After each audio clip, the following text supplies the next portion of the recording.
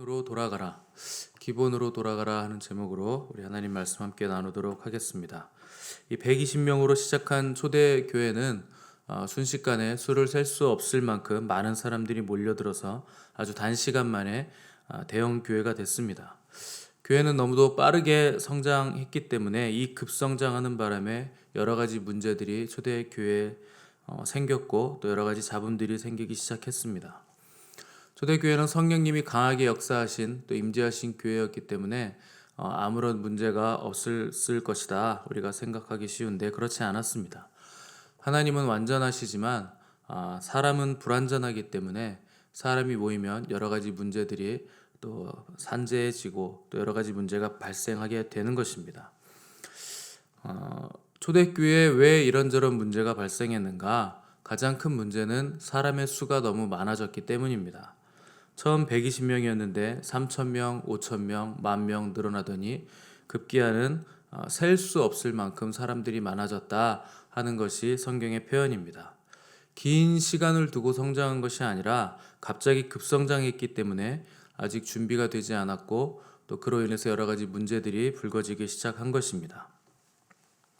우리가 잘 아는 말 중에 군중 속의 고독이라는 표현이 있거든요. 이 공동체에 사람은 많은데 개인들은 외롭다 하는 것입니다. 이 군중이라는 말 자체가 개인의 인격은 찾기 힘들다 하는 뜻을 가지고 있습니다. 그래서 개인보다 집단이 또 인격보다 시스템이 우선되기 때문에 개개인의 필요와 가치를 파악하기 힘들고 또 개인들의 문제를 다 돌아볼 수 없다는 것이 이 군중의 문제입니다. 또 사람이 많아지면 뭘 하든지 또 전문가들이 필요하게 되어 있습니다.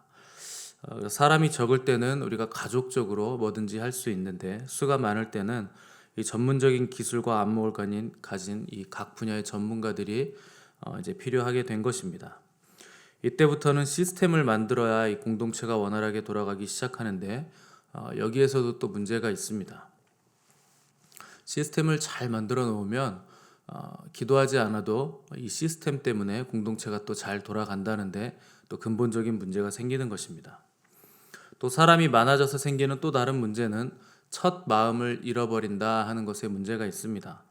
하나님께 받은 처음 비전보다 현실적인 여러 가지 문제들이 더 커 보이기 때문에 이 중요하고 본질적인 문제들은 제쳐놓고 당면한 문제 해결에 우리가 우선순위를 두게 되고 그러다 보니까 처음 가졌던 그리고 처음 받았던 비전은 점점 더 희미해지는 결과가 생겨나는 것입니다.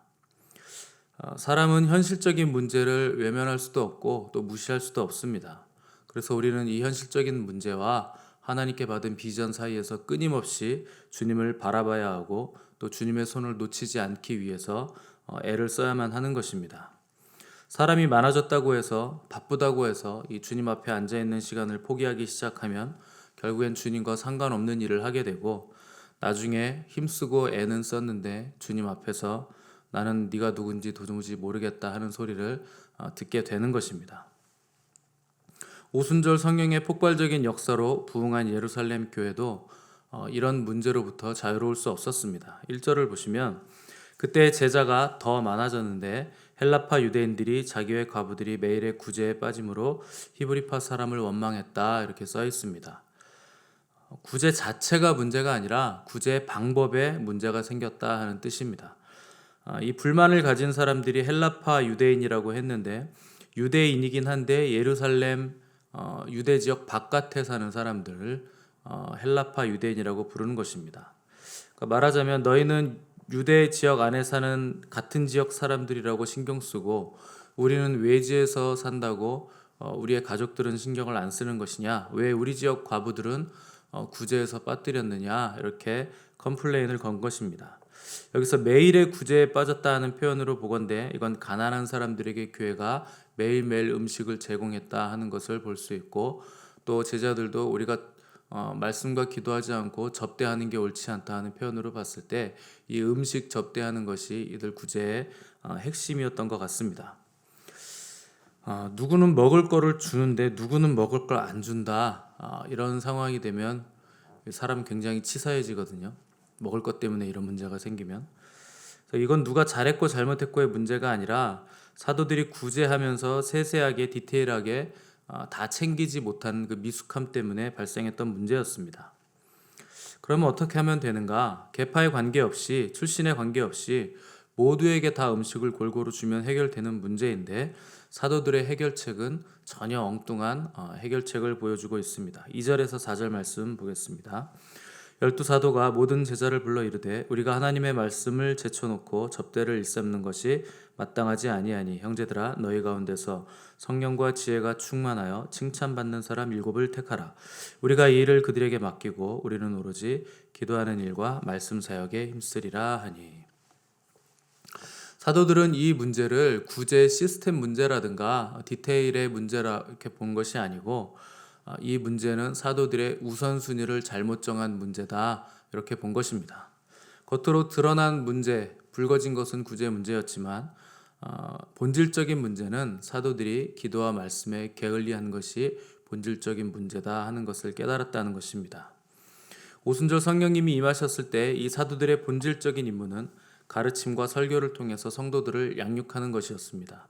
근데 사람들이 많아지니까 설교하고 가르치고 전도하는 시간보다 구제하고 행정적인 일 하고 또 시스템 만드는 일에 더 바빴다 하는 것입니다. 필요한 일입니다. 조직 관리를 해야 하고 또 사람 관리도 해야 하기 때문에 이 일을 반드시 누군가는 해야 되는데, 문제는 사람이 매일매일 수천 명씩 새로 밀려 들어오니까 사도들이 기도할 시간도 없고 말씀 준비할 시간도 없고, 그러다 보니까 이 설교의 질은 떨어지고 또 양육의 질도 떨어지는 현상이 발생했다 하는 것입니다. 이게 아닌데 하면서도 사람들이 밀려 들어오니까 내심 신은 나고 기분은 좋죠. 그러나 본질과 비본질은 이때부터 섞이고 결국엔 뒤바뀌고 이런 일들이 계속 일어나니까 사도들은 더 이상 이렇게 하면 안 되겠다 이렇게 판단을 한 것입니다. 그래서 사도들이 근원적인 해결책을 제시했는데, 자기들의 본분 또 자기들이 해야 할 일, 우리는 오로지 기도와 말씀에만 힘쓰기로 결정을 하고 구제는 7 집사들을 뽑아서 그들에게 맡기자 하는 것으로 결론을 내게 됐습니다. 공동체에서 어떤 문제와 갈등이 발생했을 때 우리가 가장 먼저 해야 될 일은 본질로 돌아가는 것입니다. 기본으로 돌아가는 것입니다. 부부간에 문제가 생기면 처음 사랑했던 자리로 돌아가야 되는 것이고, 또 신앙의 갈등이 생기면 하나님을 처음 만났던 그 첫사랑의 자리로 돌아가야 하는 것입니다. 처음에 가졌던 마음이 가장 순수하고 가장 본질적인 마음입니다. 이 첫사랑, 첫 믿음, 첫 회개, 첫 만남의 자리로 돌아갈 때 우리는 처음에 그 본질적인 것들을 다시 붙잡을 수 있게 되고 다시 회복할 수 있는 것입니다. 뭔가 잘못됐다면 우리는 빨리 잘못했음을 인정하고 처음 마음으로 돌아가야 되는 것입니다. 빨리 회개하고 다시 처음 자리로 돌아가야 됩니다. 우리가 부끄러울 것도 없고 자존심 부릴 것도 없습니다. 실수했으면 사과하고 잘못했으면 돌이키면 되는 것입니다. 이 사도들이 말씀과 기도에 올인하는 것이 예루살렘 교회의 문제를 해결하는 가장 빠른 길이었듯이, 목회자가 말씀과 기도에 올인할 때 교회가 살아나는 가장 빠른 길이 되는 것입니다.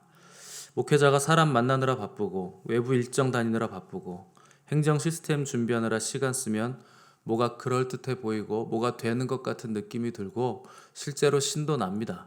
재밌습니다. 그런데 영적으로는 아무것도 되지 않습니다. 영적으로 메마른 교회는 절대로 부흥할 수가 없고 단단하게 주님의 교회로 세워질 수가 없기 때문입니다. 그래서 부흥을 원하는 교회는 목회자로 하여금 기도하고 또 성경 연구하고 가르치고 설교 준비하는 일에 전념할 수 있게 해주면 되는 것입니다. 목회자도 자기가 뭐든 다 간섭하고 다 하려고 하면 안 되고, 성도들이 각자의 은사대로 각자 직임대로 맡은 자리에서 일을 잘 할 수 있도록 격려해주고 기도해주면 그때부터 교회는 아주 건강하게 돌아가게 되는 것입니다. 교회는 말씀과 기도로 든든히 서서 성령 충만으로 복음을 전하는 공동체입니다.